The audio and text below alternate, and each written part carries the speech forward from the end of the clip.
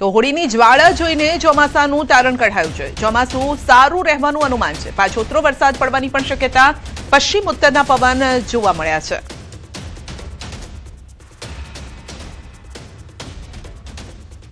અલ નીનોની ધાસ્તી હોવા છતાં સૂર્યકલંકોની અસર પેસિફિક મહાસાગરમાં થવાની હોવા છતાં ગરમીનું ઉત્પીડન થવાનું હોવા છતાં એકંદરે ચોમાસું સારું રહેવાની શક્યતા રહે છે। અલબત્ત પાછોતર વરસાદ થવાની પણ શક્યતા છે, જે વરસાદ ગર્ભના લક્ષણો પરથી કહું છું।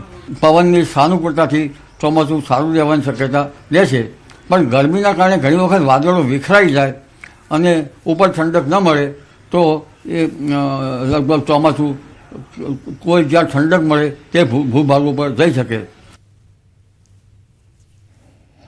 તો ગરમીને લઈને અંબાલાલ પટેલનું અનુમાન છે, ઉનાળો આકરો રહેવાની શક્યતા। માર્ચમાં 44 ડિગ્રી સુધી તાપમાન જઈ શકે છે। દિવસે ગરમી અને રાત્રે ઠંડીનો અહેસાસ થશે। એપ્રિલમાં પણ ગરમીનો પારો ઉંચકાશે।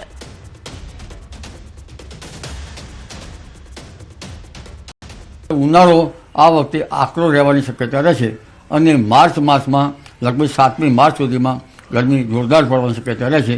દિવસના ભાગમાં ક્યારેક 36-38 કે 38 ડિગ્રી સેલ્સિયસ મહત્તમ ઉષ્ણતામાન કોઈ ભાગમાં થઈ શકે। 17, 18, 19 મેમાં પણ ગરમી પડવાની શક્યતા રહેશે।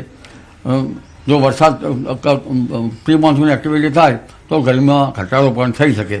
એટલે આ ગરમી માર્ચ મહિના સુધીમાં કોઈ ભાગમાં 40 ડિગ્રી સેલ્સિયસ ઘણા ભાગમાં રહેશે, 38, 39, પણ કોઈ ભાગમાં 42, કોઈ ભાગમાં 43 અને કદાચ કોઈ ભાગમાં 44 ડિગ્રી સેલ્સિયસ જેવું મહત્તમ ઉષ્ણતામાન થઈ શકે। એટલે એપ્રિલ માસમાં જે ગરમી પડવી જોઈએ એ માર્ચ માસમાં પડશે। આગાહીકાર રમણીક વામજાની પણ મોટી આગાહી છે। હોળીની જ્યોત પરથી કરી છે મોટી આગાહી। 2026નું વર્ષ સારામાં સારું રહેશે। અતિવૃષ્ટિ અને વાવાઝોડાની પણ શક્યતા છે। માર્ચ, એપ્રિલ, મે મહિનામાં વાવાઝોડું આવી શકે છે। વેરાવળ, પોરબંદરમાં અતિ ભારે વરસાદની સંભાવના છે।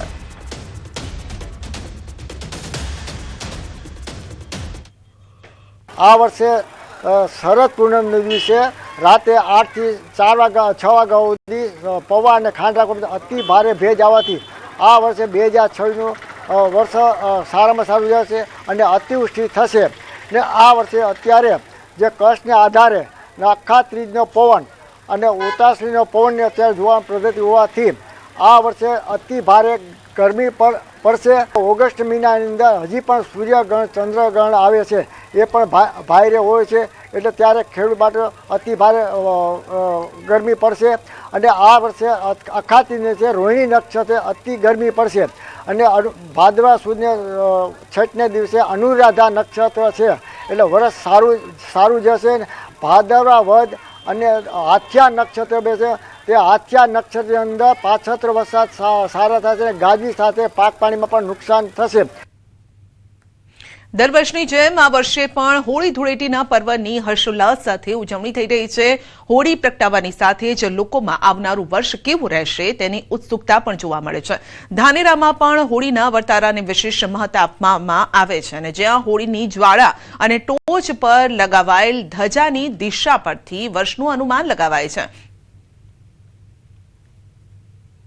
ધાનેરા ગામની અંદર હોલિકા દહન કરવામાં આવે। આ પાવન પર્વની અંદર એના સ્તંભ સાથે આજે ધજા ઉત્તર દિશાની અંદર પડી છે અને બપોર પછીના એના પવનો નૈઋત્ય તરફના હતા, એટલે મેં એવું વિચારેલું કે કદાચ આજે ધજા ખાલી ખંડમાં પણ જાય, પણ કુદરતી રીતે આ વર્ષની અંદર જે ધજા સ્તંભ સાથે ઉત્તર દિશાની અંદર પડી એટલે એનું ફળ સુખાકારી હોય છે અને લગભગ 75% વર્ષ સારું જાય એવું આપણું સુકન કહેવામાં આવે છે।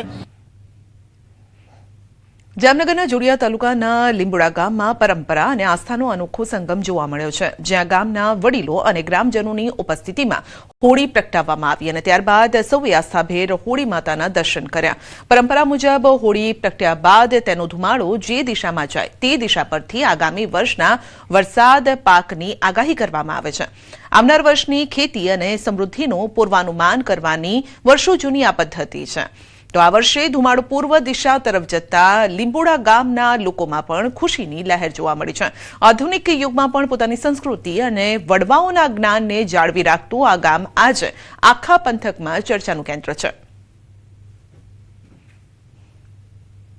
આ પવન ઉપરથી આ પવન કઈ દિશામાં જાય છે એના ઉપરથી આખું વરણનો અમે અંદાજ લઈ છીએ. આ સાલ હોળીનો ધુવાણો છે એ પૂર્વ દિશામાં વ્યવસ્થિત ગયેલ છે અને ધુવાણો જોઈને અમને સંતોષ લાગે છે કે આવતા વર્ષ સારું પાકશે અને સારું આવશે એવી અમને આશા છે. અમારી એક ગામની પરંપરા છે, દર વર્ષે હોળી માતાના દિવસે બહેનો ભાઈઓ બોડી સંખ્યામાં પાથરની અંદર પહોંચી જાય અને પછી હોળી માના પ્રગટ કરે. અમે બધા ખુશખુશાલ છીએ અને આ વર્ષે 125% વર્ષ પાકે એવી અપેક્ષા લઈને બેઠા છે. દર વખતની માન્યતા અનુસાર અમે પવન પણ જોયો હતો. પવન શુદ્ધ ચંદ્ર ઉપર એટલે કે પૂર્વ દિશામાં ગયો છે. અમારું સૌ ખેડૂતોનું માનવું છે કે ઓણ સવાયું વરસ રહેવાનું છે. અને જૂનાગઢની વાત કરીએ તો ચોરવાડ હાઈવે પર મહિલાનો હોબાળો છે. માનસિક અસ્વસ્થ મહિલાએ હંગામો કર્યો છે. રસ્તા પર આવતા વાહનોને રોક્યા, સ્કૂટર પર સવાર મહિલાઓને ધક્કો માર્યો. ચોરવાડ પોલીસે મહિલાનો કબજો લઈ અને પોલીસ સ્ટેશન લઈ જવાઈ છે. તો ઘટનાનો વિડીયો સોશિયલ મીડિયામાં વાયરલ થઈ રહ્યો છે. પોલીસે મહિલાને સહી સલામત પરિવારને સોંપી છે, પરંતુ આ હોબાળો કેમ મચાવ્યો હતો તેનું કારણ હજુ સામે નથી આવ્યું. જ્યાં રસ્તા પર વાહનોની અવરજવર હતી ત્યાં જ રસ્તા વચ્ચે આ મહિલા આવી ગઈ. તો માનસિક અસ્વસ્થ આ મહિલા જેના કારણે આ હોબાળો મચાવ્યો હોય તેવું અનુમાન છે. તો રસ્તા પર આવતા વાહનોને તેણે રોક્યા હતા, જોકે બાદમાં પોલીસ આવી ગઈ અને પોલીસે તેનો કબજો લીધો, પરિવારને સોંપવામાં આવી આ મહિલાને. તો વધુ અપડેટ મેળવીશું સંવાદદાતા અમાર પાસેથી. જે અમાર મહિલાએ રસ્તા વચ્ચે હોબાળો મચાવ્યો. સંધ્યા, ચોક્કસ કે ગઈકાલનો વિડીયો છે કે જે ચોરવાડ હાઈવે પર આખી ઘટના બની હતી. એક મહિલા અચાનક રોડ ઉપર આવી ગઈ હાઈવે પર અને જે પથ્થર લઈ અને લોકોની પાછળ દોડતી હતી, જેમાં એક ટુ વ્હીલ પર બે જે મહિલાઓ જતા હતા તેમને પણ પછાડી દીધા અને બાદમાં પોલીસની ગાડી આવી ત્યારે પણ તે બબાલ કરતી હતી. બાદમાં પોલીસે તેનો કબજો લઈ અને પોલીસ સ્ટેશને લઈ જાય ત્યારે ખબર પડી કે તે માનસિક અસ્વસ્થ છે અને તેના કારણે તે આ રીતનું કરતું હતું અને ખાસ કરીને તે કચ્છની આ મહિલા હોવાનું સામે આવ્યું છે. કંઈક ડિપ્રેશનની અંદર તે કચ્છથી ટ્રેનની અંદર નીકળી ગઈ હતી અને બાદમાં ગળુ પાસે રેલવે સ્ટેશન છે ત્યાં ઉતરી અને બાદમાં તે હાઈવે ઉપર આવી પહોંચી હતી. પોલીસે તેનો કબજો લઈ અને પ્રથમ તો જે એક આશ્રમ છે ગંગેડી આશ્રમ મેંદેડા પાસે ત્યાં તેને મોકલી દેવામાં આવી હતી. પરિવારને જાણ કરવામાં આવ્યું હતું. રાત્રિના સમયે પરિવારે મહિલા છે તેનો કબજો લઈ અને પરિવાર સાથે પોલીસે છે તે આ મહિલાનું મિલન કરાવ્યું છે. જી આપનો આભાર. વડોદરા બન્યું ખાડોદરા. નિઝામપુરામાં ખોદાયેલા ખાડામાં કાર ફસાઈ. શહેરમાં ઠેર ઠેર ખાડાઓ ખોદી નાખતા તંત્ર સામે રોષ જોવા મળ્યો. ખાડાઓના કારણે અવારનવાર અનેક વખત અકસ્માતો સર્જાતા હોવા છતાં તંત્ર ઘોર નિદ્રામાં. નિલેશ કુંભાણીએ લોકસભાની ચૂંટણીમાં ફોર્મ રદ થવા મામલે ખુલાસો કર્યો. પોતે ખોટી સહી કર્યાનો ખુલાસો કર્યો. પોણા 2 વર્ષ બાદ રહસ્ય પરથી ઉંચકાયો પડદો. નિલેશ કુંભાણીએ કહ્યું, કોંગ્રેસ સામે 2017નો બદલો લીધો હતો. પૈસા લઈને કોંગ્રેસે ટિકિટ આપી, બાદમાં કાપી નાખી. કુંભાણીએ ફોર્મ ભર્યા બાદ પરત ખેંચ્યું હતું. ફોર્મ પરત ખેંચતા મુકેશ દલાલની થઈ હતી જીત.